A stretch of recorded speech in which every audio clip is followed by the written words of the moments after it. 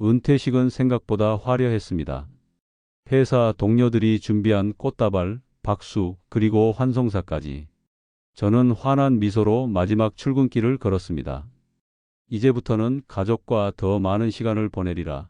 아내와 함께 두 손 잡고 노년을 맞이하리라. 그렇게 믿었습니다. 그런데 그 행복은 하루도 가지 못했습니다. 은퇴식 바로 다음 날 아내가 제게 내민 것은 꽃다발이 아니라 이혼 서류였습니다. 40년을 함께한 사람, 제 곁에 끝까지 있을 줄 알았던 사람이 왜 이런 결정을 내린 걸까요? 저는 평생 가정을 위해, 아이들을 위해, 아내를 위해 달려왔다고 믿었습니다. 하지만 아내는 다른 이야기를 했습니다. 나는 평생 혼자였다. 당신은 늘 집에 없었고 남편이 아니라 그림자였다. 은퇴 후 따뜻한 가족의 품을 기대했던 저에게 돌아온 건 차가운 종이 한 장이었습니다. 여러분은 어떻게 생각하십니까? 평생을 바쳐온 가정이 은퇴 후 무너져 버린다면 그건 누구의 잘못일까요? 저는 평생 회사를 다니며 살았습니다. 30살에 결혼해서 곧장 첫 아이를 얻었고 그때부터 제 인생의 목표는 단 하나였습니다. 가족을 먹여 살려야 한다. 매일 새벽 첫 버스를 타고 회사로 향했고 밤늦게 퇴근해서 돌아오면 아이들은 이미 잠들어 있었습니다. 주말에도 접대, 회식, 출장 제 삶에는 늘 회사가 먼저였고 가족은 늘 뒷전이었습니다. 하지만 그게 제 책임이라 믿었습니다. 돈을 벌어야 집을 지킬 수 있다고, 그래야 아내와 아이들이 안전하다고. 아내는 말이 많지 않은 사람이었습니다. 제가 늦게 들어오면 밥상을 차려놓고 한숨을 쉬며 그릇을 치우곤 했습니다. 저는 늘 피곤하다며 먼저 누웠고 아내는 거실 불을 끄며 혼자 TV를 보았습니다. 그 모습이 불편했지만 저는 대화할 힘이 없다고 생각했습니다. 내가 이렇게까지 고생하는데 왜 아내는 이해해주지 않을까? 그런 생각만 했습니다. 아이들이 자랄수록 아내는 점점 더 외로워졌습니다. 학교 행사에 저는 거의 가지 못했습니다. 운동회, 학예회, 졸업식 사진 속엔 늘 아이들과 아내만 있었습니다. 저는 그저 다녀와, 수고해, 라는 말 한마디를 던질 뿐이었습니다. 아내는 서운했을 겁니다. 하지만 저는 그걸 애써 무시했습니다. 내가 바쁘니까 어쩔 수 없는 거니까. 그렇게 합리화했습니다. 결혼 초반에는 아내가 이런 말을 자주 했습니다. 우리도 같이 여행 가고 싶어. 주말에 애들이랑 바닷가라도. 하지만 저는 늘 대답했습니다. 지금은 힘들어. 애들 좀 더 크면 가자. 그렇게 10년이 지나고 또 20년이 지났습니다. 결국 우리는 어디에도 가지 못했습니다. 아이들은 자라서 각자의 길을 갔고 우리 부부만 남았습니다. 그런데 그때 깨달았습니다. 우리가 부부로 함께 보낸 시간은 사실 거의 없었다는 것을요. 아내는 저에게 불만을 직접적으로 쏟아내지 않았습니다. 대신 조용히 거리를 두었습니다. 말수가 줄었고 눈빛에서 따뜻함이 사라졌습니다. 식탁에 마주 앉아도 밥그릇 부딪히는 소리만 가득했습니다. 저는 그저 피곤해서 대화가 줄어든 거라 생각했습니다. 하지만 그건 제 착각이었습니다. 아내는 이미 제 곁에서 마음을 거두고 있었던 겁니다. 퇴직이 다가올수록 저는 기대했습니다. 이제부터는 아내랑 더 많은 시간을 보내야지. 함께 영화도 보고 여행도 가고 손주도 돌보자. 저는 그렇게 생각했습니다. 평생 바빴던 삶의 보상을 이제야 누릴 수 있다고. 하지만 아내에게 퇴직은 다른 의미였던 겁니다. 그녀에게 제 퇴직은 오히려 두려움이었습니다.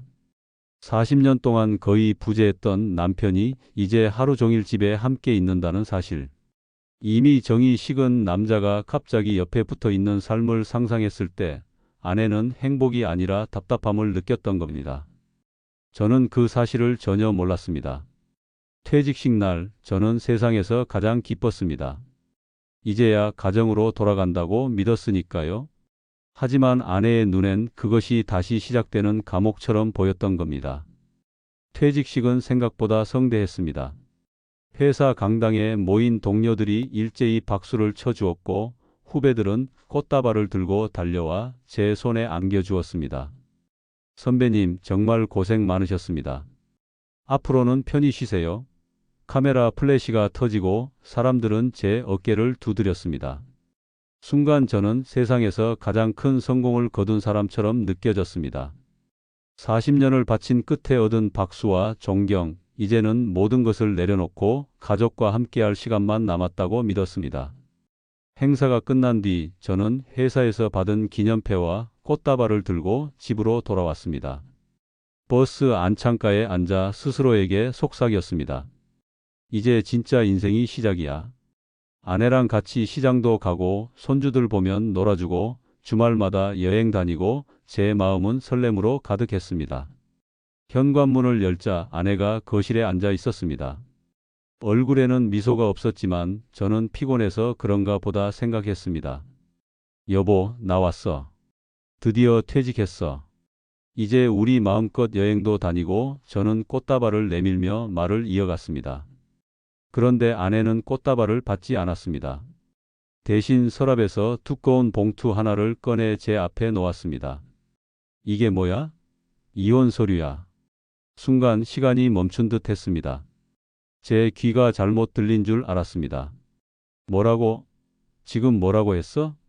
아내는 눈을 피하지 않고 단호하게 말했습니다. 난 이제 당신이랑 못 살겠어. 준비해뒀어. 도장만 찍으면 돼. 제 손에 있던 꽃다발이 바닥에 떨어졌습니다.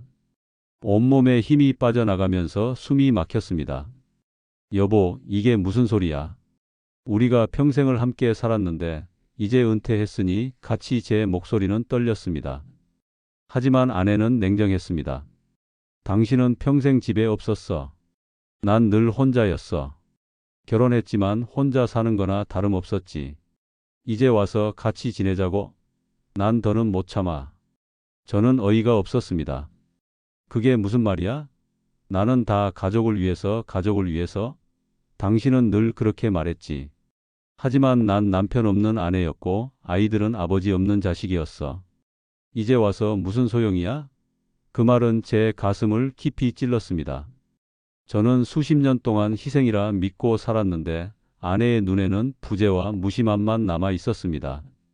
여보, 내가 잘못했어. 이제부터는 같이 살면 되잖아. 늦었지만 내가 잘할게. 제 목소리에는 애원과 두려움이 섞여 있었습니다. 그러나 아내는 고개를 저었습니다. 이미 늦었어. 난 내 노년을 당신이랑 보내고 싶지 않아. 내 인생을 되찾고 싶어. 그 말에 저는 무너졌습니다. 은퇴 후 기다린 건 꽃다발이 아니라 차가운 이혼 서류 한 장. 가족을 위해 평생 달려왔다는 제 인생의 결말은 배신과 파국이었습니다. 그날 밤 집은 이상할 정도로 조용했습니다. 아내는 방으로 들어가 문을 잠갔고 저는 거실에 홀로 앉아 있었습니다. 시계 초침 소리가 유난히 크게 들렸습니다. 눈앞에는 아직 도장도 찍지 않은 이혼 서류가 놓여 있었습니다. 꽃다발은 쓰레기통에 버려져 있었습니다. 제 머릿속에는 수많은 생각이 뒤엉켰습니다. 내가 정말 잘못 산 건가? 내가 일만 한 게 죄였나? 그렇다면 가족을 먹여 살린 건 무엇이었지? 후회와 억울함, 그리고 깊은 공허함이 한꺼번에 밀려왔습니다. 그날 이후 집안 공기는 얼어붙었습니다. 아내와 저는 같은 지붕 아래에 있으면서도 서로 눈을 마주치지 않았습니다. 식탁 위에는 늘 두 개의 밥그릇이 놓였지만 대화는 단 한마디도 오가지 않았습니다. 젓가락 부딪히는 소리만 울릴 뿐이었습니다. 저는 애써 태연한 척했지만 속은 무너져 내리고 있었습니다. 밤마다 잠을 이루지 못했습니다. 아내의 말이 귓가에 맴돌았습니다. 난 평생 혼자였다. 당신은 늘 집에 없었다. 그 말은 칼처럼 제 가슴을 찔렀습니다. 그리고 생각했습니다. 정말 그랬나? 정말 내가 가족을 버린 남편이었나? 기억은 자연스레 과거로 흘러갔습니다. 결혼 초 아내는 손수 도시락을 싸주며 말했습니다. 당신 주말에는 우리 바닷가라도 다녀와요. 일주일 내내 회사만 가니까 애들이랑도 시간 못 보내잖아요. 저는 그때 늘 피곤하다는 핑계로 대답했습니다. 지금은 바빠. 다음에 가자. 그 다음은 오지 않았습니다. 주말마다 저는 회사 사람들과 골프장, 술자리, 접대 자리에 있었고 아내는 아이들을 데리고 혼자 집 근처 놀이터에서 시간을 보냈습니다. 아이들이 초등학교에 다니던 시절 운동의 날이 있었습니다. 아내가 전날 밤 말했습니다. 여보, 내일은 꼭 좀 같이 가줘요. 애들이 아빠랑 같이 달리기 하고 싶대요. 저는 짜증 섞인 말투로 대답했습니다. 회사 일이 얼마나 바쁜 줄 알아? 그런 데까지 내가 가야 돼? 결국 운동회 사진 속에는 아이들과 아내만 서 있었습니다. 아이들이 달리기 결승선을 통과할 때 응원석은 텅 빈 채였습니다. 아내는 그날 이후 저를 거의 설득하지 않았습니다. 기대조차 하지 않았던 겁니다. 어느 날 아내가 고열에 시달려 병원에 입원한 적이 있었습니다. 회사에 중요한 회의가 있던 날이었습니다. 아내는 힘겹게 전화로 말했습니다. 여보, 오늘은 꼭 와줄 수 있지? 혼자 병원에 있으니까 무서워하지만 저는 말했습니다. 지금 못 가. 회의 끝나고 갈게. 결국 저는 그날 병원에 가지 못했습니다. 아내는 홀로 링거를 맞으며 병실 창밖을 바라봤습니다. 그 기억은 제 머릿속에서도 아프게 남아 있었습니다. 이런 장면들이 차례로 떠오르자 아내의 분노와 냉정이 이해되기 시작했습니다. 아내는 40년 동안 외로움과 결핍 속에서 살았던 겁니다. 저는 집에 돈을 가져다 주는 남편이었지만 함께 울어주고 웃어주는 사람은 아니었습니다. 그날 밤 저는 아내에게 조심스럽게 물었습니다. 여보, 내가 그렇게 잘못했나? 정말 그렇게 혼자였나? 아내는 눈길도 주지 않고 말했습니다. 이제 와서 뭘 묻는 거야? 난 이미 내 마음 다 비웠어. 당신은 평생 회사만 바라봤지. 내 눈은 한 번도 보지 않았어. 저는 울컥하며 말했습니다. 내가 지금이라도 잘할게. 늦었지만 우리 이제라도 같이 살아보자. 아내는 고개를 저으며 단호하게 말했습니다. 늦었어. 난 이제 내 인생을 살고 싶어. 당신 옆에서 또다시 공허하게 늙어가고 싶지 않아. 그날 이후 저는 깊은 혼란에 빠졌습니다. 저는 가정을 위해 희생했다고 믿었지만 아내 눈에는 그저 부재한 남편이었을 뿐이었습니다. 40년의 결혼 생활이 무너지는 순간 저는 처음으로 깨달았습니다. 가정은 돈만으로 지켜지는 게 아니었구나. 며칠이 지나고 드디어 그날이 다가왔습니다. 거실 탁자 위에는 여전히 도장을 찍지 않은 이혼 서류가 놓여 있었습니다. 저는 일부러 그 종이를 치우지 않았습니다. 눈에 보이지 않으면 잊을 수 있을 것 같았지만 오히려 매일 마주해야 제 마음이 바뀌길 바랐던 겁니다. 그러던 어느 저녁 아내가 제 앞에 앉았습니다. 눈빛은 단호했고 목소리는 차분했습니다. 이제 결정해야지. 더 미루지 마. 저는 마지막 용기를 끌어모아 말했습니다. 여보, 정말 이렇게까지 해야겠어? 우리가 함께 살아온 세월이 얼만데 나 이제라도 잘할게. 늦었지만 노력할 거야. 아내는 잠시 눈을 감았다가 조용히 고개를 저었습니다. 늦었어. 난 이미 마음이 떠났어. 더 이상 같은 지붕 아래서 숨막히게 살고 싶지 않아. 저는 목소리가 떨렸습니다. 난 아직도 당신이 필요해. 은퇴 후에야 진짜 가정으로 돌아가려 했는데 그게 문제야. 아내가 말을 끊었습니다. 왜 이제서야? 왜 평생 나를 외롭게 만들어 놓고 은퇴하고 나서야 가족을 찾는 거야? 나는 이미 수십 년 동안 혼자였다. 그리고 더 이상 그 고독 속에 남고 싶지 않아. 그 말에 저는 더 이상 무슨 말을 할 수 없었습니다. 눈물이 맺혔습니다. 제 입술은 떨리고 손가락은 서류 위에서 미세하게 흔들렸습니다. 아내는 마지막으로 덧붙였습니다. 당신이 잘못해서라기보다 우리는 이미 너무 멀어졌어. 당신은 직장에, 나는 집에 다른 세상을 살았던 거야. 이젠 각자의 길을 가자. 저는 결국 도장을 찍었습니다. 떨리는 손으로 내내 지켜온 가정의 끝에 제 이름을 남겼습니다. 순간 마치 모든 세상이 무너져 내리는 듯 했습니다. 그날 밤 집은 이상할 정도로 고요했습니다.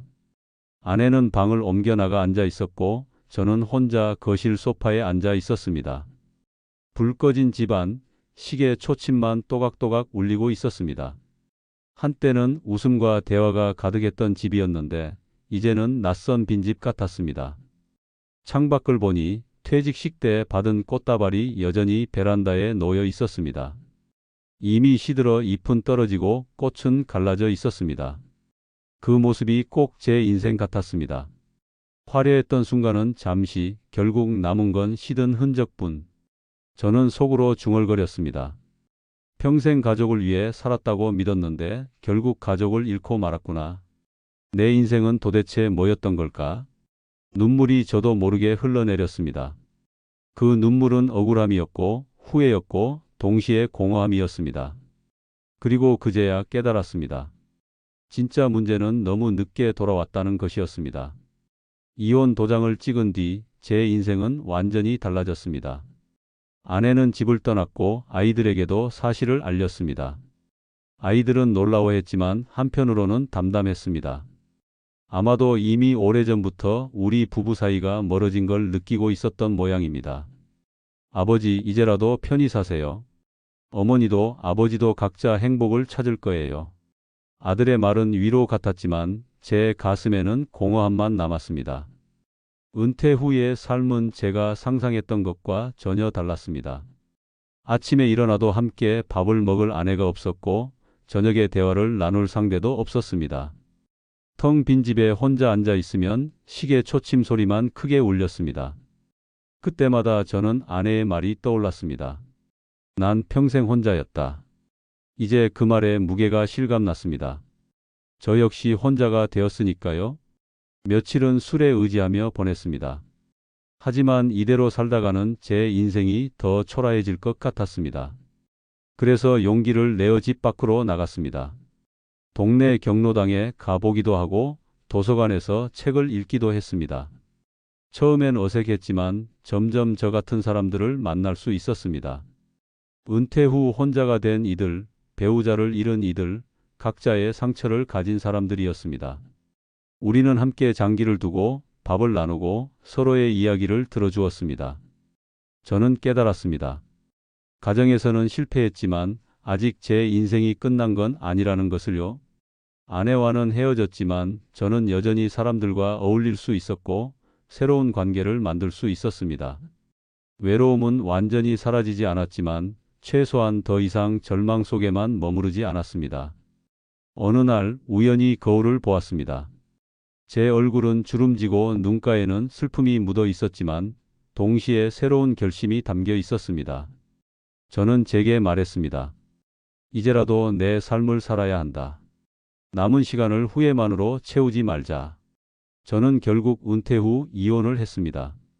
평생 가정을 위해 살아왔다고 믿었지만 사실은 함께하지 못한 세월이 너무 많았습니다. 돈으로는 채워지지 않는 빈자리, 그 공허함이 결국 우리를 갈라놓았습니다. 혹시 지금 이 영상을 보시는 분들 중에도 저와 같은 삶을 살고 있는 분이 있을지 모릅니다.